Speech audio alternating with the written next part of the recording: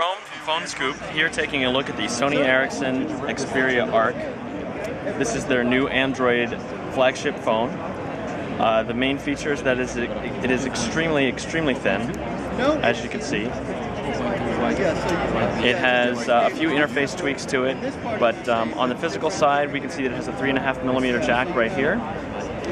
It has power lock key, HDMI behind this little door, a micro USB port right here, using a sort of tweaked port that we're told is compatible with regular micro USB, very small volume rocker, and hallelujah, a 2-stage dedicated camera button.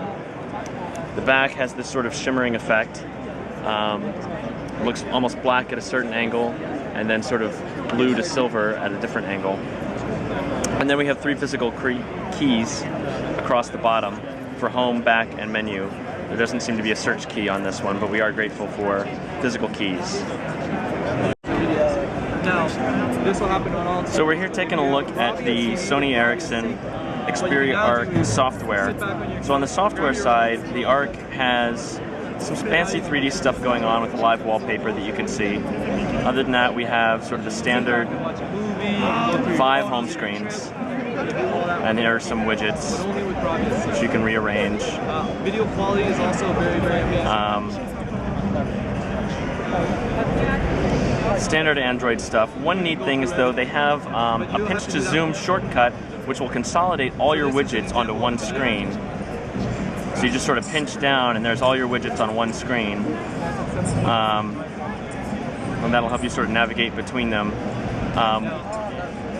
Then if we go into, say, the media shortcut that's always at the bottom, you find things like music and gallery. The gallery is standard.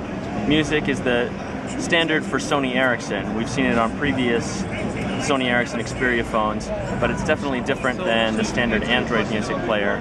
It's fairly nice. And we see these same sort of nice graphics in most parts, where things just sort of swing in and it all looks very pretty.